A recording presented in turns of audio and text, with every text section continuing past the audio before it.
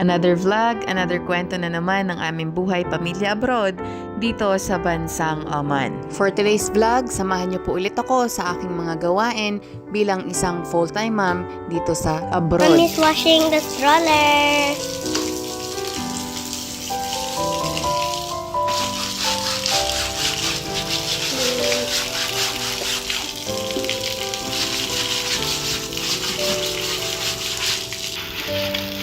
Okay.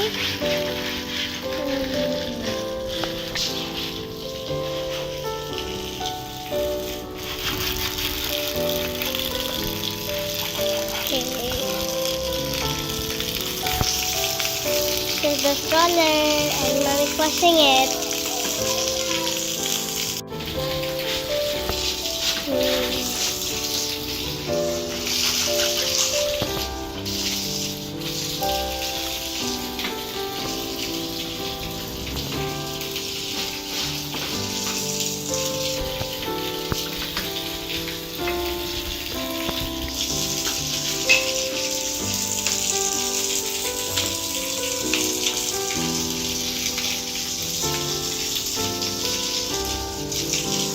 Mommy's washing the stroller.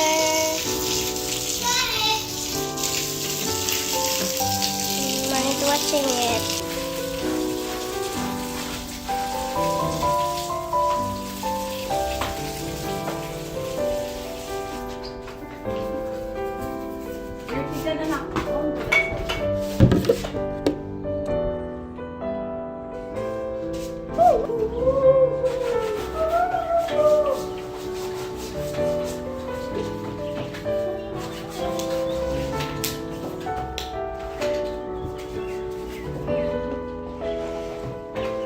Come. Shoot that. My mumu.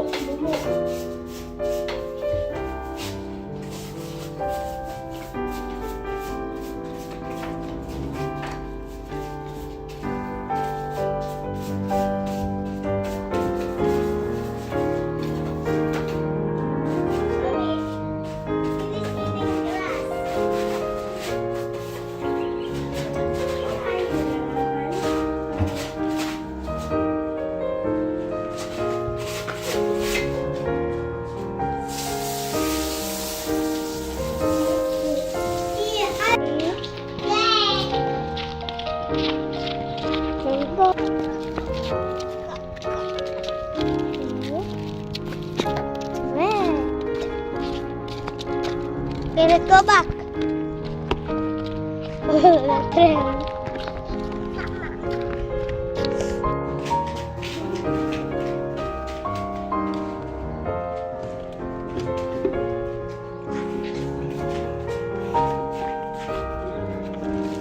Kitty, anong ginagawa mo doon? Asan si KitKat, anak?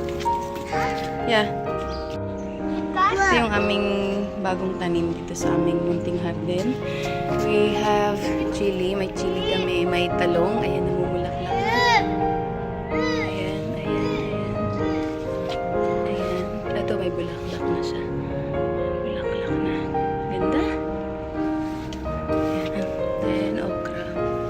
Tapos may natirang kamote. Ayan. Tapos, sili. Sili. Tapos may papaya doon bandahin.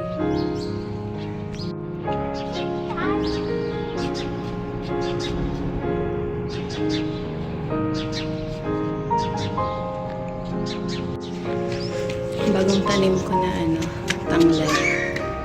Ay, hindi pala ako nagtanim. Gardener. Kasi hindi maganda yung kamay ko sa pagtatanim eh. Ayan, mag-harvest tayo ng okra. Ayan. Fresh na fresh. Doon tayo sa kabila. Wow. Sobrang ganda na naman ng aming malunggay. Ay, namulaklak na yung mga kangkong. Yun yung tanglad pa. Ito meron pa malaki.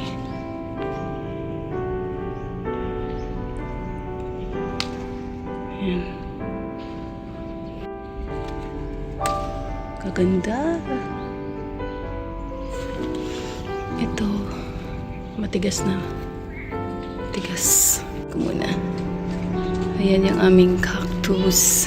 Tapos, ang dami ko nang hinog na or pinato yung bunga ng yung matitigas na okra. Cherry tomato. Ayan. Si Di naman yung nagtanim niyan. Ayan. Cherry tomato. Last year, ang tinanim namin dito, lahat yan tomato. Kaya grabe last year.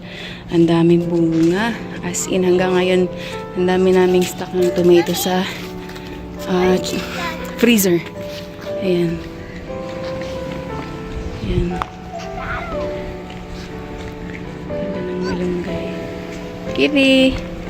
Kitty! Si Kitty. Paliguan. Sana? Wala? KitKat.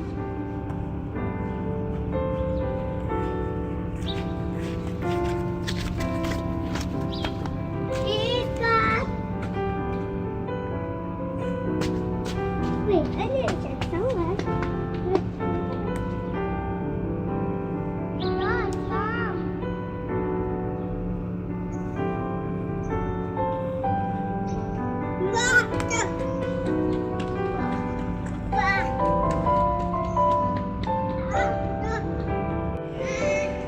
Tatanggalin natin yung matanda ng dahon para mas gumanda yung tubo niya. Ayan. Ang cute. Ang cute. Tatanggalin na natin.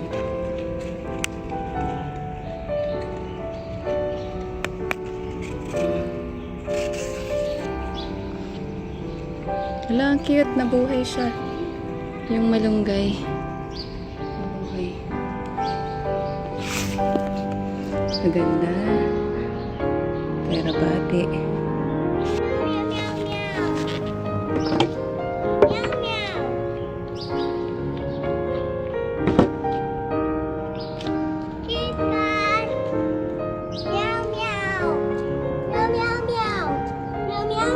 Naku, water mo yung ano? Tomato. KitKat. Ha? Mommy? Water mo yung tomato? Mama. Mommy.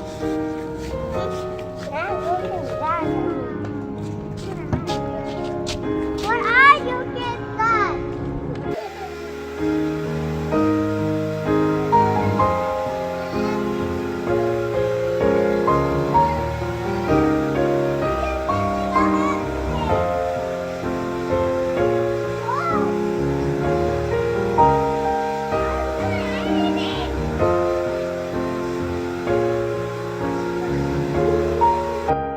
Pagkatapos kong labhan ang stroller at mag-asikaso sa aming mga tanim, pinaliguan ko na rin sila KitKat and Kitty, then blower, then after naman ay nag-asikaso na ako ng aming lunch.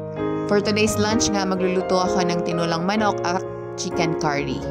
Nagki-crave nga ako sa chicken curry since may chicken powder ako, kaya nag-decide ako na magluto ngayon. Ang gaganda nga din ng aming malunggay, kaya hinati ko na lang yung isang buong manok para dalawang putahe yung maluto ko ngayon. Para bukas nga din hindi na ako magluto, ilalagay na lang sa ref at bukas iinitin na lang. Yung upo nga na nasa table, binigay lang din ng isang staff kung saan marami din siyang tanim na gulay. Nakakatuwa nga kasi libre na naman sa ulam at hindi na kailangan bilhin. Sobrang hangin nga sa labas kaya kung makikita nyo yung malunggay ay sumasayaw-sayaw na. Nakapagsampay na din pala ako kaya lumabas ako kasi tinignan ko yung mga sinampay ko baka natumba na nga sa lakas ng hangin. Ngayon nga nagsisimula na akong magluto dahil lahat naman ng ingredients ay na-prepare ko na maliban sa malunggay kasi hindi ko pa nga siya naihimay. Naggisa nga muna ako para mailagay ko na yung chicken habang nagpapalambot ay doon ako maghihimay.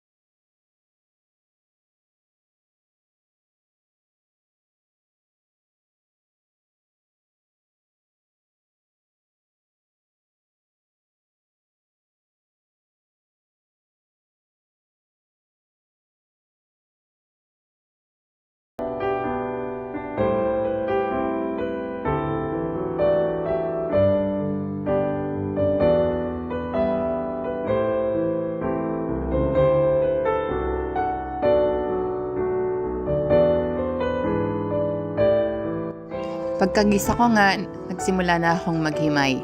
Sa mga nanay dyan, ganun din ba kayo? Pag naghihimay ng malunggay, yung boring kayo, yung inaantok kayo, or yung gusto nyo may kausap, ganun.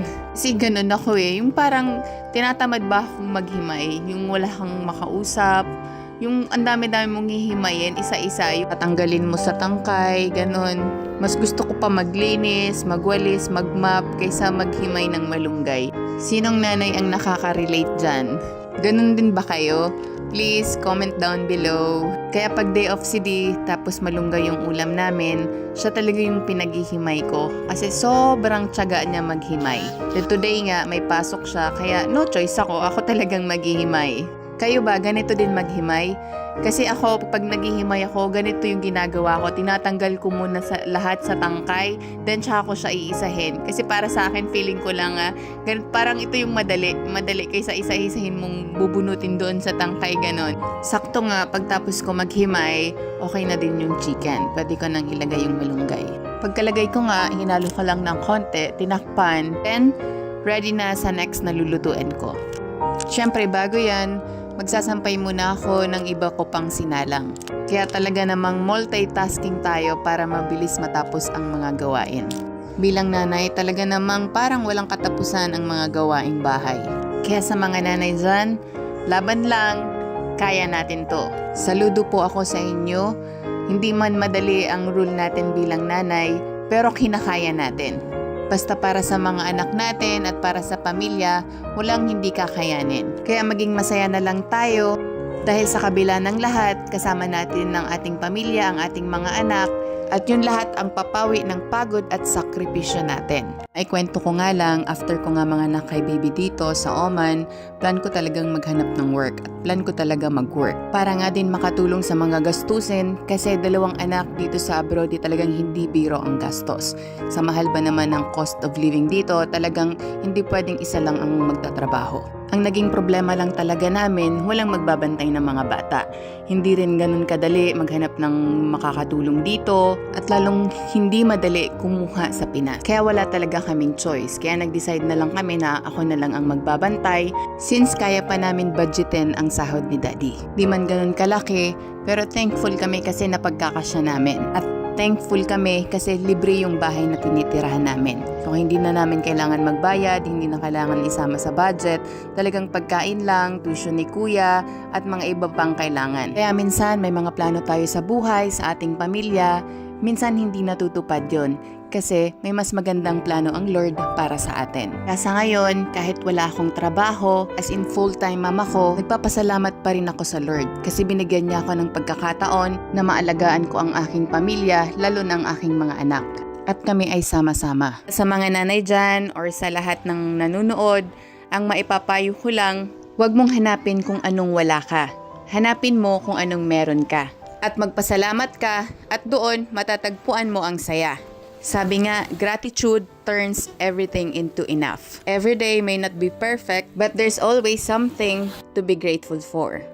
Kaya piliin lang natin maging masaya sa kabila ng pagsubok at problemang pinagdadaanan natin. Itaas lang natin lahat sa Lord, manalig tayo at magtiwala lang tayo sa Kanya. Dahil sa Lord, walang imposible. Balik na nga tayo dito sa video. After ko magsampay, inasikaso ko na din ang lulutuin kong chicken curry. After ko ngang maprito ang carrots at patatas, inisa ko na rin ang manok.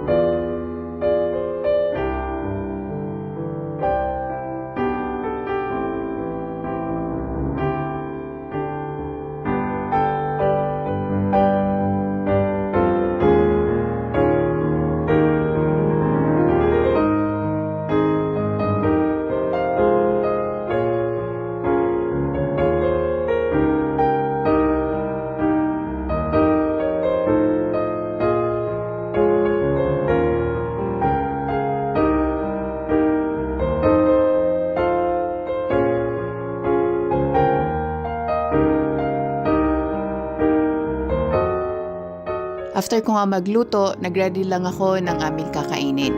Thankful ako kasi ang mga anak ko may hilig sa mga gulay. Bilang nanay, talagang masaya ako na kahit gulay yung ulam namin at talagang hindi sila mahirap pakainin.